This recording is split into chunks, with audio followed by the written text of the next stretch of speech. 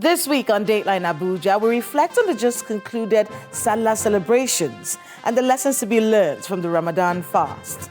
We take you to the Eid al-Fitr prayers that are held in Abuja, and my guest walks us through the virtues that all Nigerians can imbibe from this Salah and apply in their everyday lives, especially with the economic realities facing the country. We also have a rundown of major stories from Nigeria's presidency. This is Dateline Abuja. Hello and welcome to Dateline Abuja. I'm Kayla Megwa. Let's begin with an update of the major stories from Nigeria's seat of power. In commemoration of Eid al-Fitr, which marks the end of Ramadan, President Bola Tinubu has felicitated the Muslim Ummah and wished them a happy celebration. In a statement signed by the Special Advisor to the President on Media and Publicity, Adeyemi Ngelale, the President greeted the Muslim faithful in Nigeria and all around the world, praying that their prayers and sacrifices this season and even after will receive fitting rewards from Almighty Allah.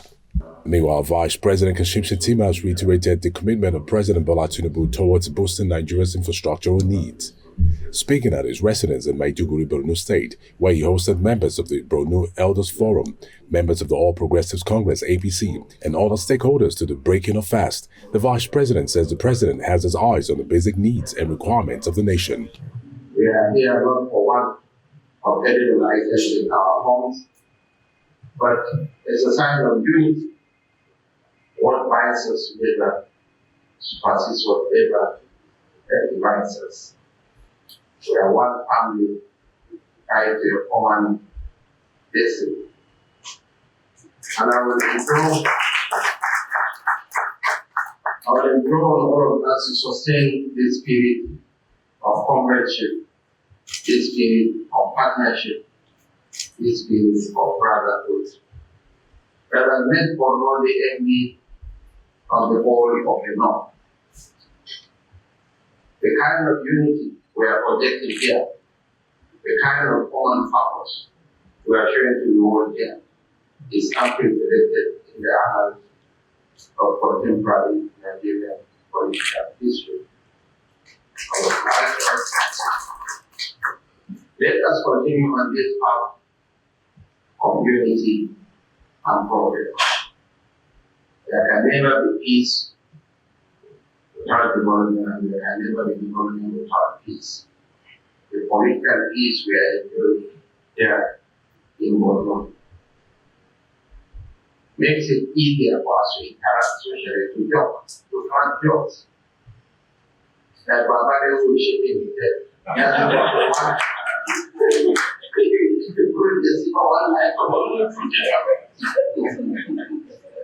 that's the beauty of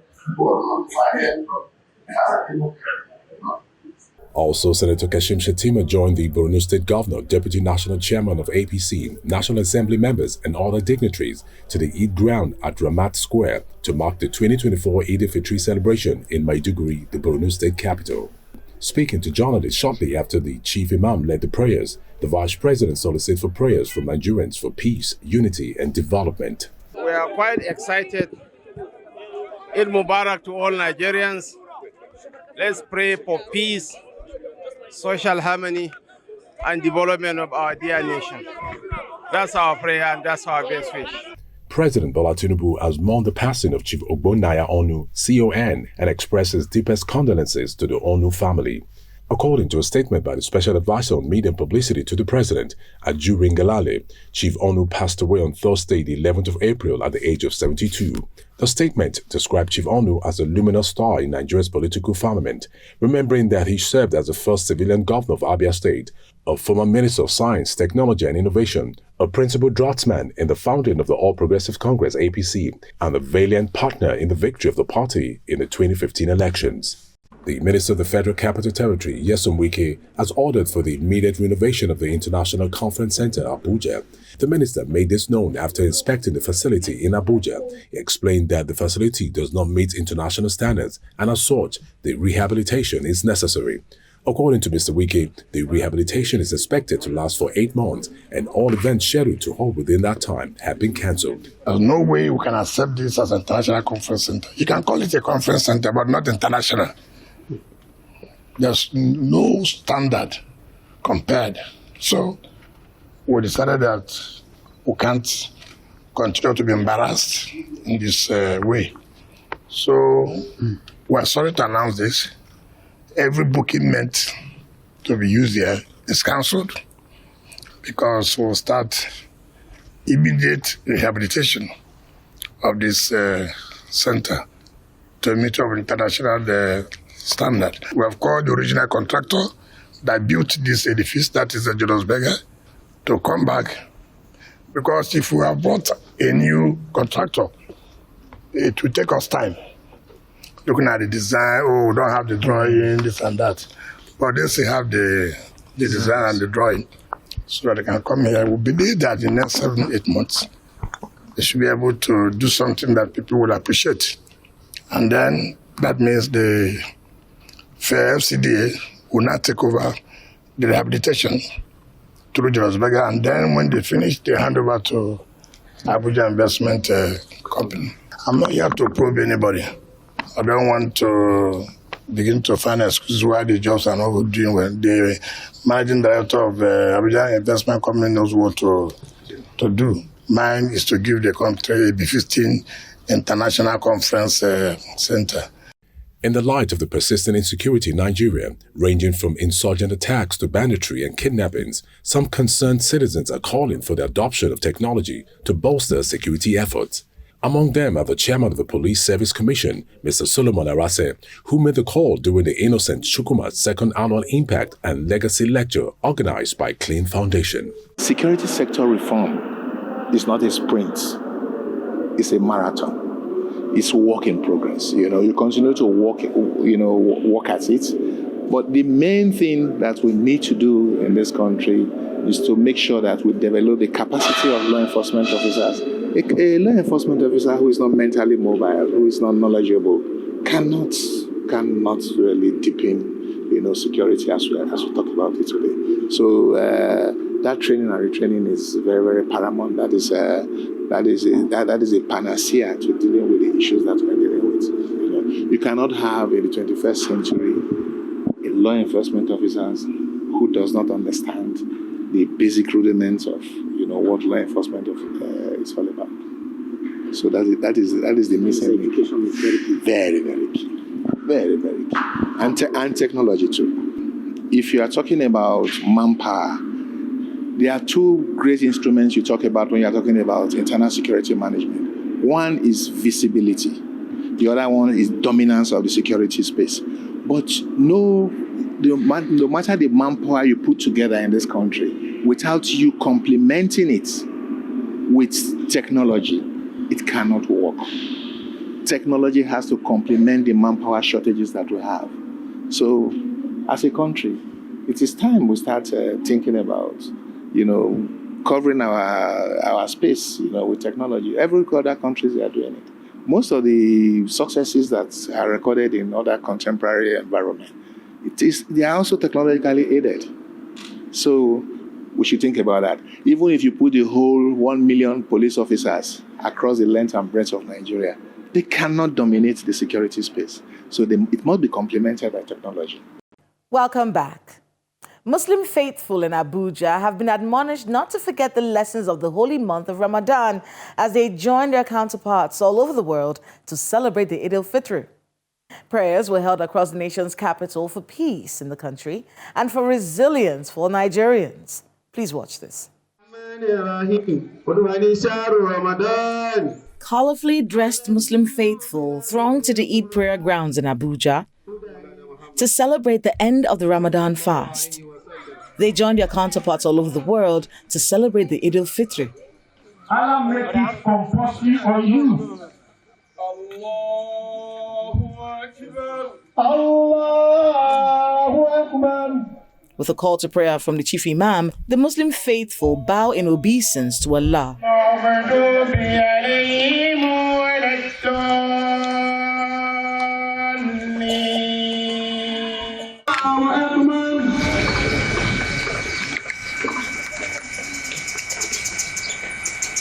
Shortly after leading the congregational prayers, the Imam of Isbon Mosque in Abuja, Mr. Abdulsalam Adedokun, declared that Nigeria will be a better society if all Muslims inculcate and practice the lessons learned during the Ramadan.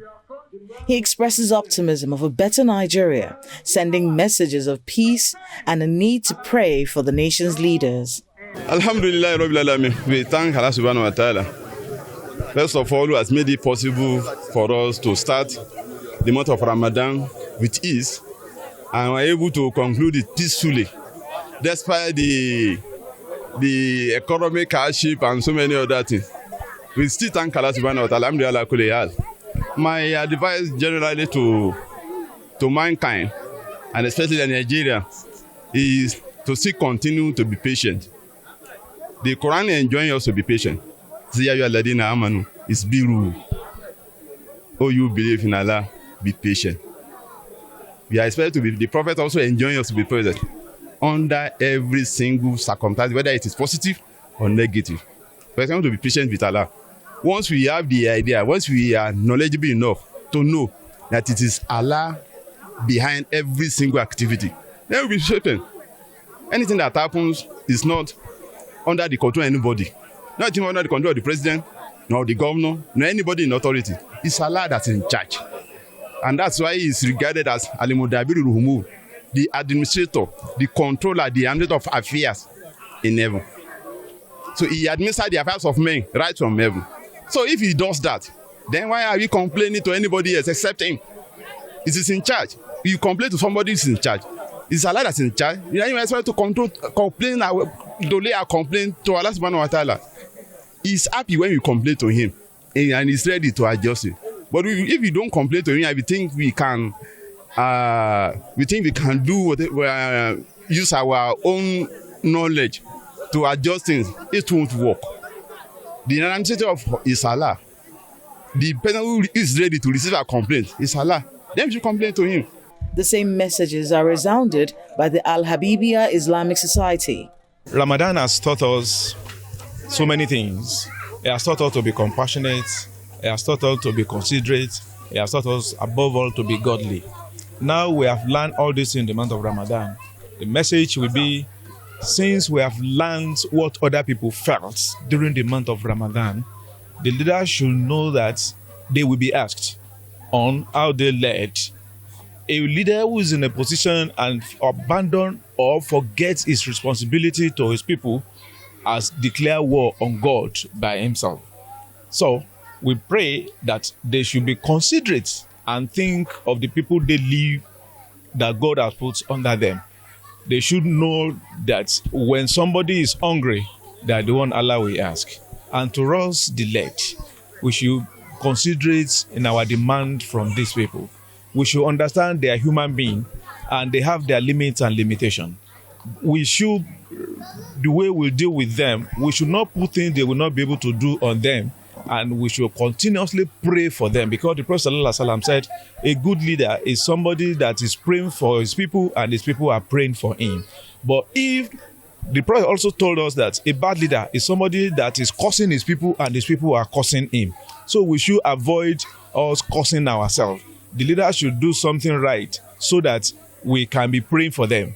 For other religious leaders, patience and virtues of the Ramadan remain the watchword. My message to Nigerian women as Ramadan has passed is that we should continue to do good the way we've been doing it during the month of Ramadan. The way we've been giving sadaqah, being kind to people, we should not desist from it. We should continue. We should persevere. We should be patient, because whoever is patient when he's being tested, the end will be good for that person. As the Muslim faithful conclude the Eid prayers, they exchange pleasantries with the hope of better days ahead. Admonished not to forget the lessons of the holy month of Ramadan, Nigerians as a whole are being urged to exercise patience, as the economic hardships being experienced in the country will not last forever.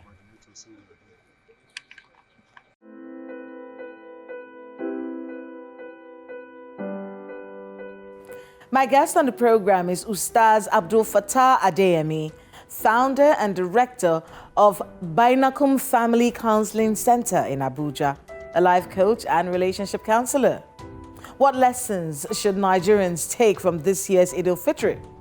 How can we foster unity among all religions? How should the Nigerian be handling these tough times? He helps us with answers in this interview. Please watch this.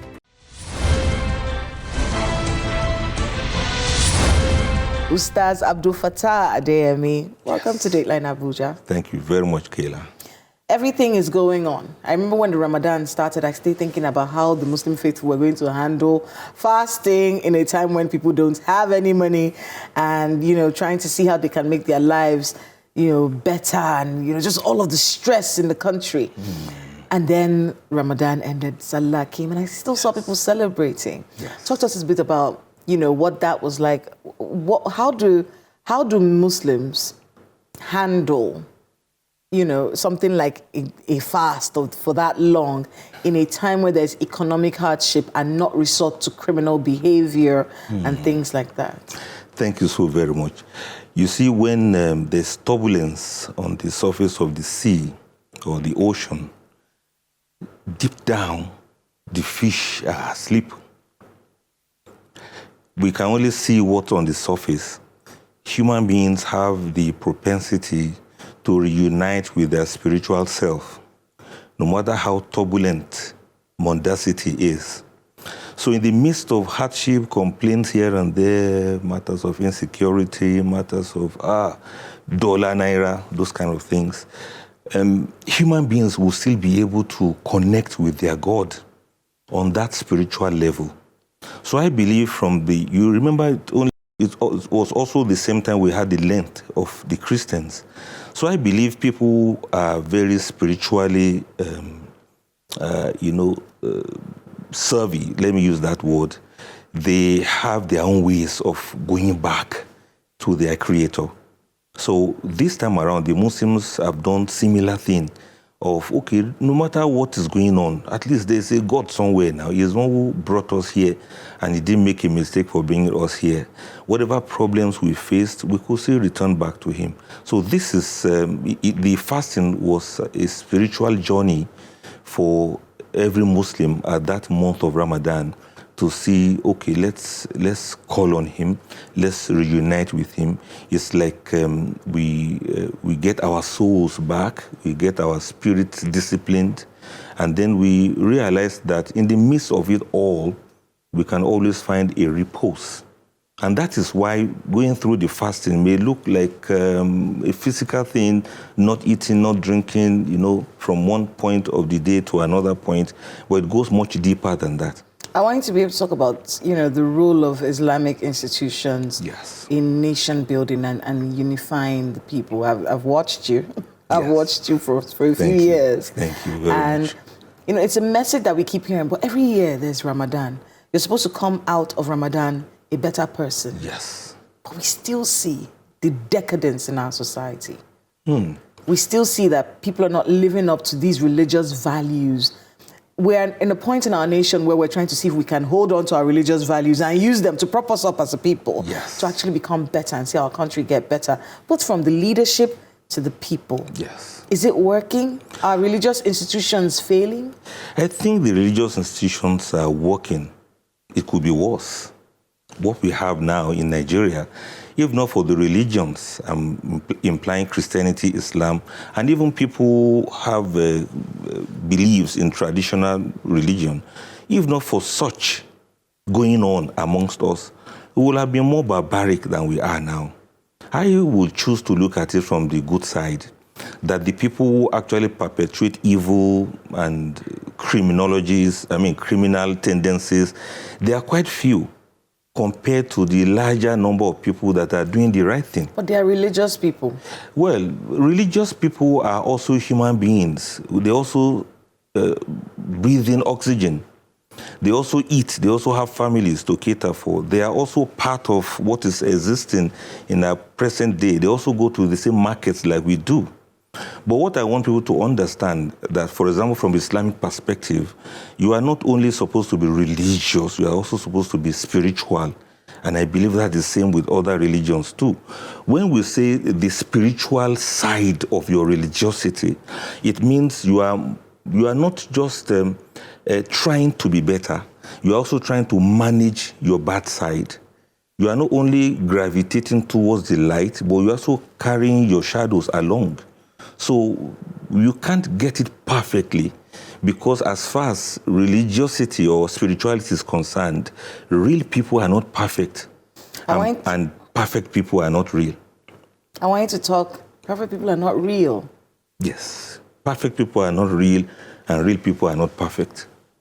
Let's talk a bit about something that many Muslims are going through around the world with the war in Gaza and what we're facing in Nigeria. A lot of the insecurity and the terrorist attacks that we're getting, a lot of it is centered in northern Nigeria. So as a country, many people start to look at the north, and the predominant religion in the north is Islam. Yes. I grew up in the north. I know that this religion is not like this. Yes. What roles are religious leaders like yourself playing in people, especially Muslims from the north, on these vices and what it is doing to the religion in itself? Because the honest truth is, around the world, we're seeing cases where Muslims are being attacked. Innocent Muslims. I'm not talking about the ones who are doing terrorist activities. Yes. So there's a lot of Islamophobia going on, and it is here in Nigeria as well. What role are religious leaders playing in ensuring that this thinking changes, and what are you doing to hold your people so that they do not continue to perpetrate crimes that reflect poorly on this lovely religion? Mind you, it's not Muslims that are perpetrating these crimes. We believe that a criminal act is a criminal act regardless of who does it, regardless of the name of the person. Claims to be. If you observe very well, even in northern Nigeria, the people that are worst hit are the Muslims. The Muslims are not the ones killing themselves. These terrorists, these bandits, they don't have any religion. If you remember very well, they will bomb churches, they will bomb Muslims, and they don't care what faith you are adherent to. So they are just criminals. It's because it's happening in the north doesn't mean that it is northerners that are even killing themselves. The security people are in the best position to tell us this, because they see it, and they are the ones who have been working assiduously to ensure that these criminal activities are completely stopped in our society. We talk about insecurities in the north. It's not only in the northern Nigeria that you have matters of insecurity. In the southeast, southwest, you have insecurities everywhere, not only in Nigeria, many other countries of the world. And Nigeria, unfortunately, has been singled out for these nefarious activities because of the greatness that Nigeria is supposed to have. If you listen to the statements of great thinkers, they know that once Nigeria is at peace, the whole of Africa is at peace. I believe there are some powers that are responsible for some of these things. And that is why you see the government is very strategic and tactful in handling these matters. Those of us who are BBC, born before computer, we have no idea of how deep these young people have gone into the social media. So we follow them, we meet up with them there, we get some feedback from them. Some of them have to cope with a lot of problems, some mental health issues. Some of them are into drugs. Some of them are into addiction of pornography. Some of them, they don't even know what to do in life. A 30-year-old young man doesn't even know what marriage is all about. He is not even ready. He's not prepared for anything in life. His political fathers are not ready to give him any role to play. They just push them aside as if, hey, go out, go play. We are busy talking Nigeria here. So I believe strongly for any nation to grow, these young people are the greatest asset that we have. And I am beginning to see the impact on some of them based on the feedbacks that we receive. And you too, you have been to my handles, so you understand what I'm talking about. I do.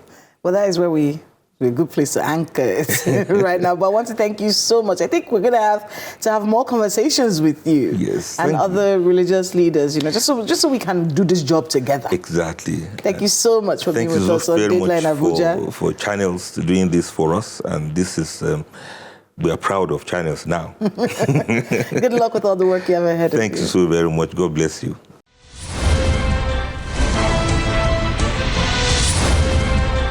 Thanks to my guest and to everyone who spoke to us today on the program.